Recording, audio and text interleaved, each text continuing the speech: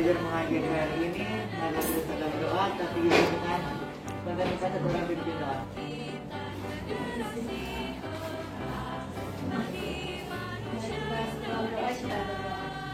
Bapak yang kekal, Bapak yang kami sembah dalam roh dan kebenaran, ada ungkapan syukur Tuhan yang boleh kami rasakan bagi. Kita akan menyanyikan satu lagu wajib nasional. Ayo maju, maju, ayo maju, maju, ayo maju, maju. Garuda Pancasila, akulah pendukungmu. Patriot proklamasi, sedia berkorban untukmu. Pancasila dasar negara, rakyat adil makmur sentosa, pribadi bangsaku. Ayo maju, maju, ayo maju, maju, ayo maju, maju. Silakan duduk.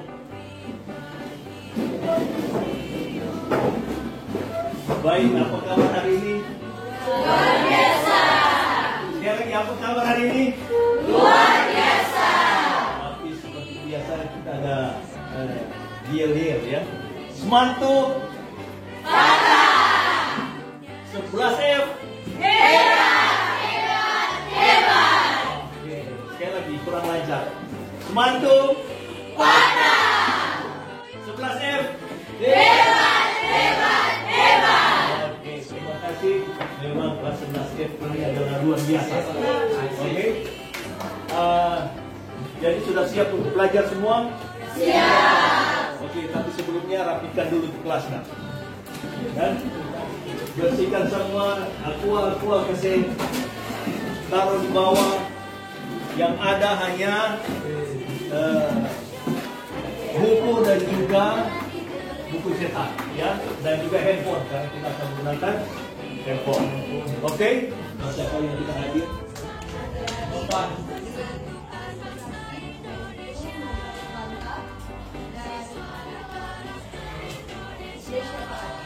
Margaret dan Nasya.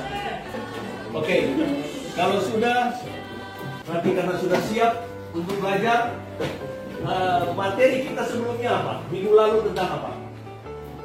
Ada yang masih ingat? Ketenaga kerja. Apa yang ada yang masih kalian ingat tentang materi ketenaga kerja? Tenaga kerja itu seperti apa? Jadi batas mana usia kerja? Umur berapa batas minimumnya? Berapa tahun? 15 tahun, ya. Jadi ada batas usia minimum untuk dikatakan sebagai tenaga kerja, yaitu 15 tahun. Nah, setelah 15 tahun sudah disebut angkatan kerja. Sudah. Nah, sekarang kita akan bahas tentang sistem upah.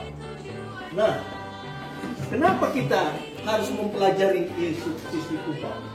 Kalian adalah kelas 11 yang dimana sudah mau masuk kelas 12. Jadi sedikit lagi SMA kalian akan tinggalkan, ya kan? Nah, akan bisa ada yang masuk ke perguruan tinggi, tapi ada yang langsung kerja, mencari pekerjaan, ya, harus mencari pekerjaan. Nah, tujuan pembelajaran kita mempelajari sistem upah ini agar kalian mengetahui, punya dasar apa yang dimaksud dengan upah dan dasarnya apa. Ada upah minimum, bagaimana itu upah minimum? Kita akan belajar saat ini. Jadi tujuannya adalah agar supaya kalian tahu, oh kalau saya yang tamat SMA, dasar gaji saya berapa? Ya kan? Saya sebagai non-skill employee, pekerja yang belum punya skill, belum punya keahlian, ya kan? Nah, itu semua yang akan tolong belajar saat ini. Nah, mari kita lihat. Upah adalah suatu bentuk imbalan yang diterima dan dinyatakan dalam bentuk uang sebagai imbalan dari perusahaan atau pemberi kerja kepada pekerja atau buruh. Ini upah menurut waktu, yaitu besarnya upah yang didasarkan pada lama bekerja seseorang. Jadi kalau dia selama bekerja, kenapa dia gaji akan lebih besar kalau sudah lama bekerja? Karena apa? Banyak pengalaman. Yang kedua adalah prestasi. Nah ini dia, yaitu besarnya upah yang didasarkan pada hasil-hasil prestasi kerja, yakni jumlah barang yang dihasilkan atau barang yang berhasil dijual oleh seseorang. Ini kalau marketing, ya kalau marketing ya prestasi. Jadi kalau dia banyak menjual barang, ya sales, jadi sales dia, ya jadi sales. Kalau dia banyak menjual barang, berarti dia prestasi akan naik. Kalau dia prestasi naik, berarti mengikuti itu apa? Upah. Di situ upah indeks, yaitu besarnya upah berdasarkan perubahan-perubahan harga kebutuhan sehari-hari. Misalnya di suatu kota harga barang pokok kebutuhan yang mencakup makanan, jadi begini. Karena baca terus. Jadi saya kasih gambarnya seperti ini. Indeksnya seperti ini. Kadang-kadang harga di satu tempat atau biasanya yang sering naik kalau di sini adalah bahan pokok. Yang paling sering naik adalah apa? Bukan. Cabai atau rica. Kalau orang Manado bilang rica. Sering apa dia? Fluktuasinya. Ini dia. Sistem upah di Indonesia dikenal beberapa sistem pemberian upah. Jadi ada beberapa sistem. Yang pertama adalah waktu, prestasi, baru indeks, ada skala, ada premi, dan co-partnership. Ya, mari kita lihat satu-satu sebelum orang masuk ke diskusi. Ya, baru skala. Nah, ini dia. Apa itu skala? Yaitu besarnya uang berdasarkan perubahan hasil produksi. Nah ini berkaitan juga dengan ini. Ya. Jika hasil produksi meningkat, upah yang diberi kepada karyawan juga meningkat.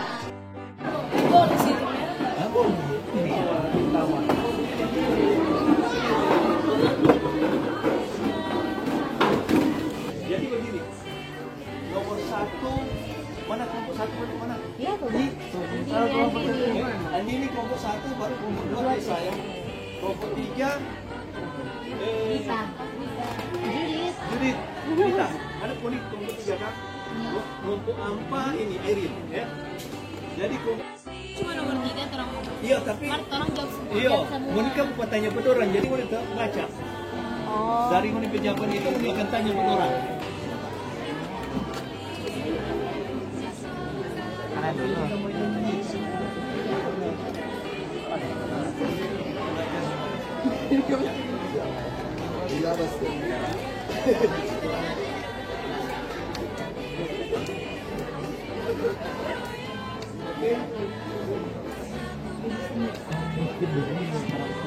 Oke, 3 menit lagi ya. 3 menit lagi diskusi. Dan kalau mau diskusi tinggal berdiri juga.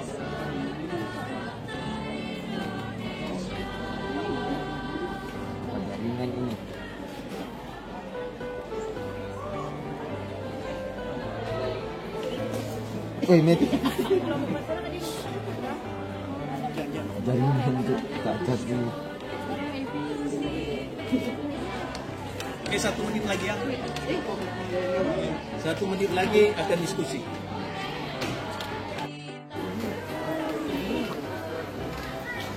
Oke, mulai dari kelompok 2. Mana kelompok 2? Dua ada kota. Kata luar dari situ. Lalu tuh. Oke, mulai dari kelompok 2, silakan. Berdiri di tempat baru. Ada satu aja. Yo, semua.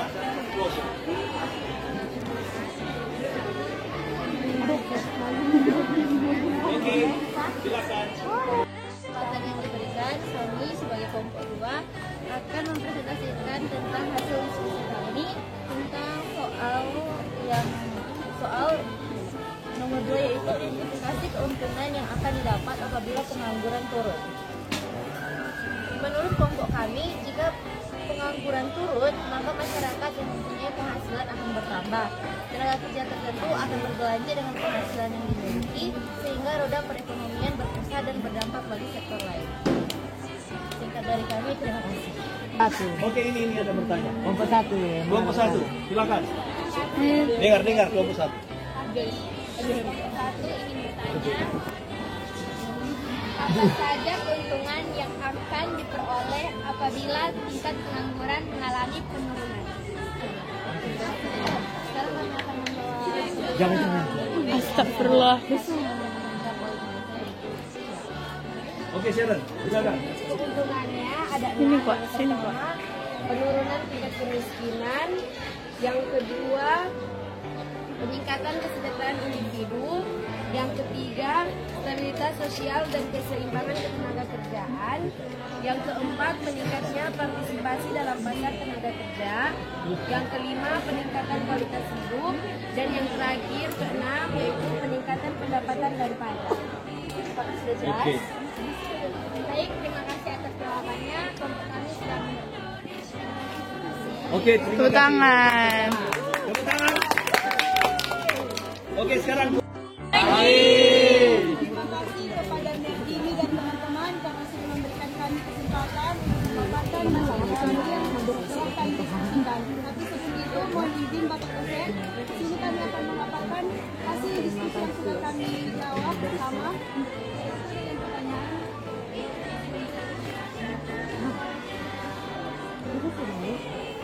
jelaskan mengapa jelaskan mengapa terkadang pengangguran disebut sebagai daya yang sia-sia. jawabannya karena tenaga kerja merupakan salah satu faktor penting untuk mencapai pembangunan nasional. Maka dari itu pengangguran sangat berpengaruh. Pengangguran merupakan potensi tenaga kerja yang tidak dimanfaatkan secara penuh untuk kontribusi ekonomi dan sosial. Barang atau jasa ini dihasilkan untuk memenuhi kebutuhan masyarakat luas, atau dapat disimpulkan bahwa pengangguran adalah potensi manusia yang tidak dimanfaatkan secara produktif, yakni memiliki beberapa alasan, yaitu satu, hilangnya produksi, kedua, hilangnya pendapatan, ketiga, pemborosan, dan yang terakhir, ketidakstabilan ekonomi. Baiklah, terima kasih atas perhatian yang sudah diberikan kepada kami. Pada saat ini kami kelompok 1 membuka sesi tanya jawab, atau ada yang ingin ditambahkan untuk kelompok kami, dipersilakan. Oke, silakan kelompok 4. Kelompok 3. Pengangguran bentuk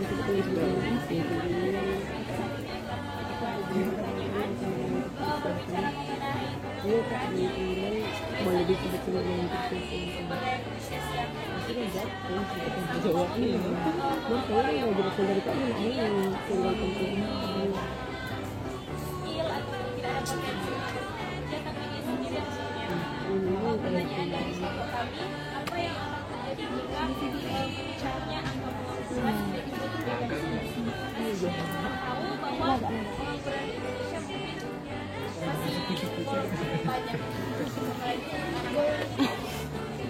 Apa yang terjadi jika meningkatnya angka pengangguran tidak diberikan solusi? Baiklah, terima kasih atas pertanyaan yang sudah diberikan. Pada saat ini kami akan menjawab pertanyaan dari kelompok 3 yang diwakili oleh Judika. Pertanyaannya yaitu apa yang akan terjadi jika tingkat pengangguran tinggi? Jawabannya, pengangguran memiliki dampak negatif bagi individu, keluarga, masyarakat, dan negara. Dampak pengangguran meliputi penurunan pendapatan nasional, peningkatan kemiskinan, penurunan konsumsi, peningkatan kriminalitas, konflik sosial, gangguan kesehatan mental, hambatan pendidikan, dan pengikisan nilai-nilai budaya. Untuk solusinya ada pada pemerintah, yakni salah satunya itu membuka lapangan kerja dan memanfaatkan sumber daya alam untuk menjadi barang atau produk yang dapat dihasilkan dan dijual belikan pada ekonomi ASEAN negara. Terima kasih. sampai ASEAN. Tadi berikan kami sudah mengerti akan jawaban yang diberikan, karena kami sudah mengetahui bahwa solusi yang diberikan oleh pengangguran itu dari langsung dari pemerintah, yaitu dapat terima kasih. Oke. Tepuk tangan. Salah satunya itu buka job fair. Ya, jadi pemerintah buka job fair. Di dalamnya ada perusahaan-perusahaan, bahkan ada instansi-instansi pemerintah yang buka stand di sana untuk menerima calon karyawan. Ya. Oke. Selanjutnya kelompok 4. Kelompok 3. Ya. Silakan duduk kelompok 1. Coba panik kan. Presentasikan hasil diskusi kami dengan pertanyaan mengapa upah di setiap daerah di Indonesia berbeda-beda? Karena upah minimum ditetapkan berdasarkan kebutuhan hidup layak di suatu daerah dengan memperhatikan produktivitas serta pertumbuhan ekonomi, sehingga upah minimum antar daerah berbeda-beda. Terima kasih atas kesempatan yang diberikan untuk kelompok kami yang ingin mempresentasikan pertanyaan yang keempat, yaitu pertanyaannya di antara pengangguran friksional, struktural, dan siklis, manakah dari ketiga tersebut yang sering ditemui di Indonesia? Jelaskan secara menyeluruh. Ya, kelompok kami menganggapnya yaitu pengangguran secara struktural, karena cenderung sering ditemui di Indonesia karena tidak kesesuaian keterampilan dengan tuntunan pasar kerja yang terus berkembang. Hal tersebut dikarenakan pengangguran struktural merupakan koneksi di mana munculnya pengangguran karena perubahan struktur dalam kegiatan perekonomian di Indonesia. Ya, sekian dari kami, terima kasih. Ayo.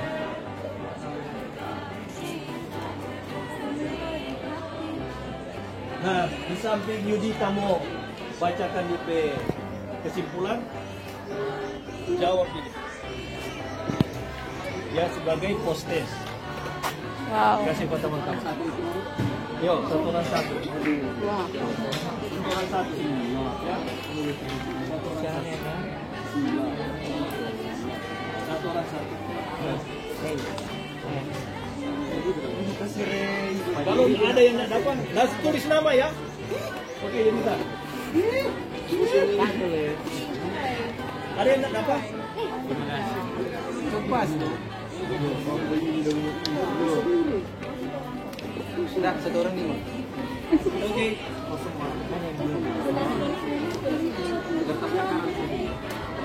Oke. Dan kesimpulan mengenai materi kita di pagi hari ini, itu berbicara mengenai sistem upah.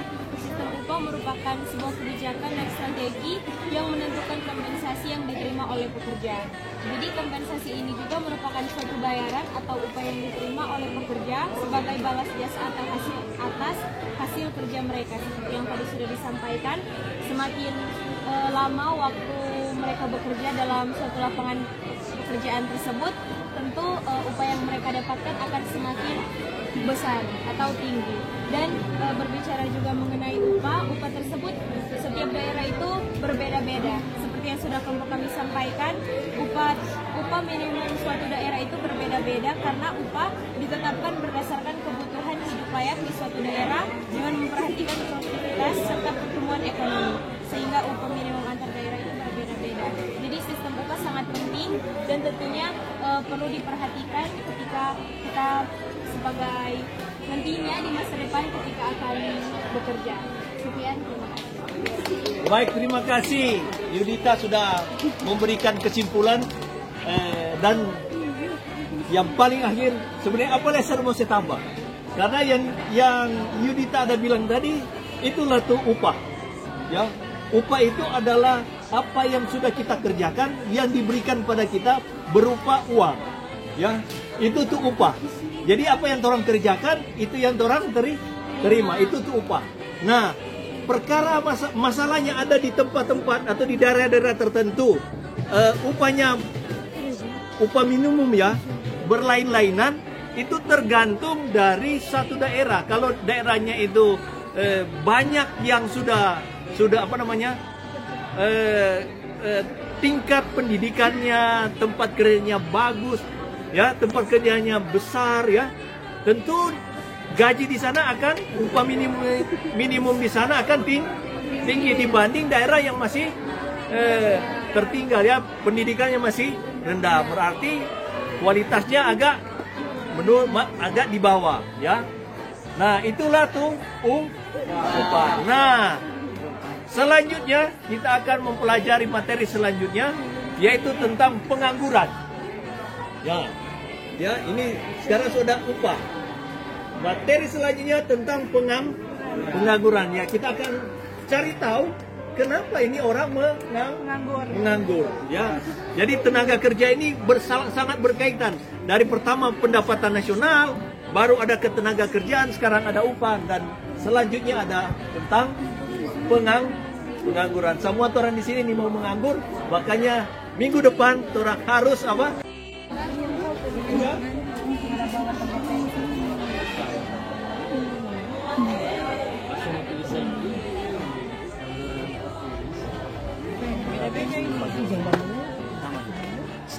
Tidak ada maksud bikin sendiri. Mana tuh ada bikin? Bikin sendiri. Itu dia sudah ketemu. Wih, ini mentang-mentang kita jauh. Kumpul. Biar kosong kakak. Kumpul. Mana tuh kita sudah bikin tadi? Yang itu lembar. Yang presentasikan itu juga kumpul. Iya, itu ada si presentasi. Dan itu kan di sini. Mana?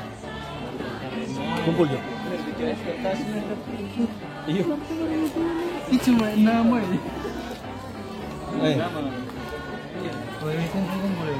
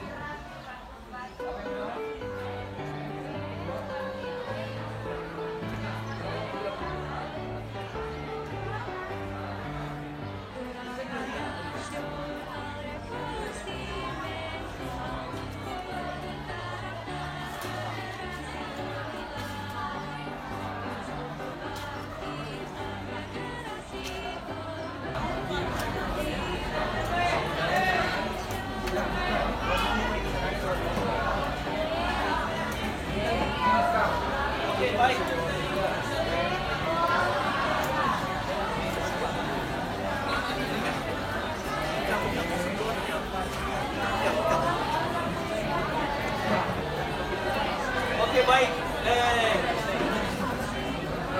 Sudah kita sudah selesai hari ini. Jangan lupa untuk mempelajari tentang pengangguran. Oke. Dan ketua kelas yang ke-11.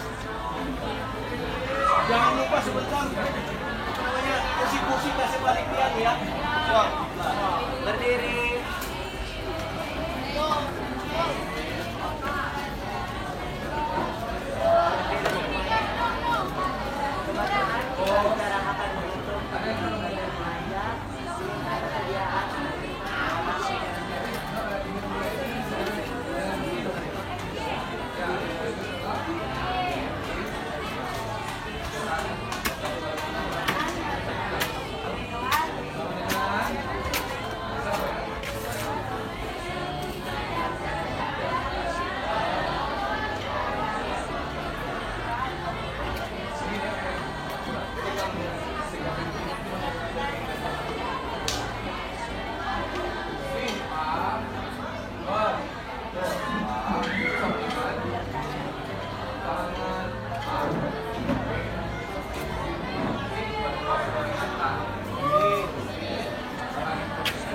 Ucapkan terima kasih. Siap, terima kasih, Ner. Silakan keluar tempat-tempat dulu, jangan lupa sampah-sampah. Sampah-sampah harus angkat ya. Terima kasih. Belajar.